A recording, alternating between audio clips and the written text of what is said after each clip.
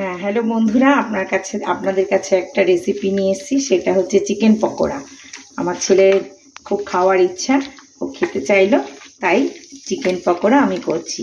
প্রথমে এর মধ্যে আদা, রসুন, লঙ্কা, ধনেপাতা, একটু লেবুর রস সামান্য দিয়ে পেস্ট করে তারপরে সেটা মাংসের মধ্যে 2 ঘন্টা মতন ম্যারিনেশন করে রাখলাম। তারপরে আমি ডিমের আর ময়দার ব্যাটার তৈরি করলাম, দিয়ে সেটাতে ফেটিয়ে মাখিয়ে নিলাম। এরপরে একটু মরিচ গুঁড়ো দেবেন আপনারা, আর চাট মশলা যখন আমি ভেজে তুলবো তার উপরে একটু চাট মশলা ছড়িয়ে দেব। এখন কড়াইতে তেল দিলাম, দিয়ে আমি স্টার্ট করছি ভাজাটা। আমার ম্যারিনেশন হয়ে গেছিলো, আমার ম্যারিনেটেড পরেই আপনাদের আমি এটা দেখালাম। এবার আমি ভালো করে এটাকে ফেটাবো, ফেটিয়ে এটাকে আমি ভাজবো একটু বেশ ব্রাউন শেপে ভেজে। তারপরে আপনারা যদি বেশি ঝাল খান তাহলে একটু গোলমরিচ গুঁড়ো আর একটু দিয়ে দেবেন, আর যদি মনে করেন না আগেই যেটা দেয়া তাতেই হয়ে গেছে তাহলে তাই থাকবে। আর যদি মনে করেন একটু চাট মশলা খাওয়ার আগে ছড়িয়ে নেবেন। আমি এখন কড়াইয়ে আমার তেল গরম হয়ে গেছে,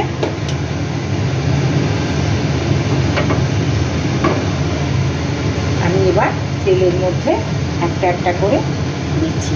তেল হচ্ছে মাঝারি ফ্লেম রাখবেন, কারণ বেশি পুড়ে গেলে আবার খেতে ভালো লাগবে না। একটু কম আজে মাঝারি ফ্লেমে এটা হবে। আর একটু ডিম দিলে কি হয়, জিনিসটা নরম হয়, একটু সফট ভাবটা থাকে, নাহলে খুব রুক্ষ হয়ে যায় খেতে। তাই জন্য ডিম আর ময়দা দিয়ে যে ব্যাটারটা তৈরি করবে তার মধ্যেই এই পকোড়াগুলো দেবেন। যত বেশি ম্যারিনেশন হবে তত তার টেস্টটা বাড়বে, অর্থাৎ নুন ঝালটা ঢুকবে। অনেকে এটা আবার বিকেলবেলা ধনেপাতার চাটনির সাথেও খায়।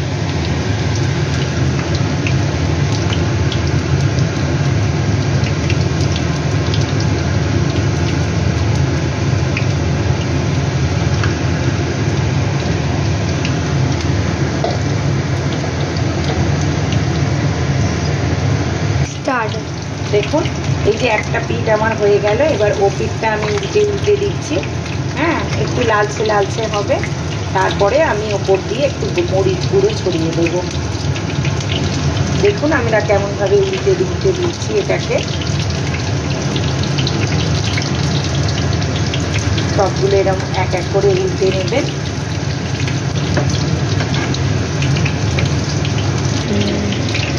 দেখুন, এই যে এরম করে উল্টে নেবে সব। একটু মিডিয়াম ফ্লেমে দেবে।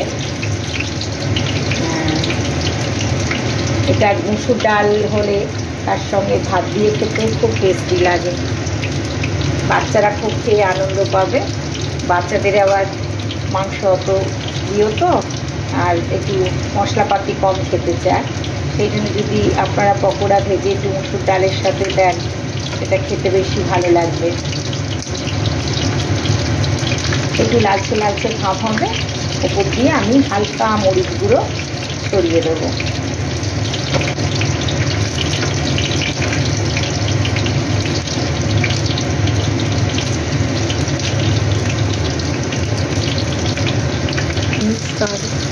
হ্যাঁ, দেখুন আমার লালচে ভাজা হয়ে গেল।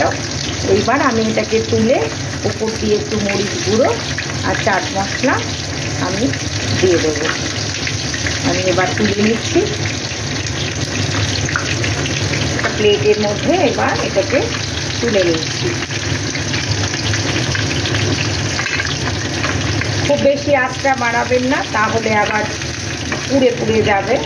আর কম আঁচে হলে একটু সব ভাবটা থাকবে।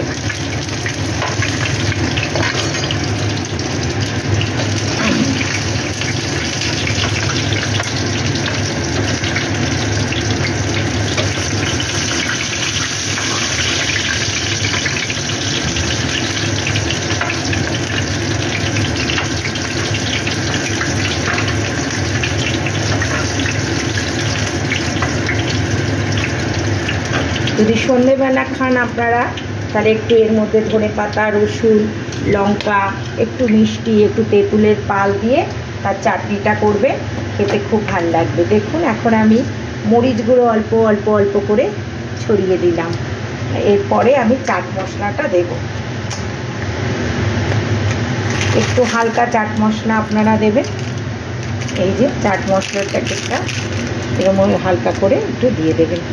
ব্যাস, আমার রেসিপি কমপ্লিট। আপনারা একটু খাবেন, টেস্ট করবেন। ধন্যবাদ।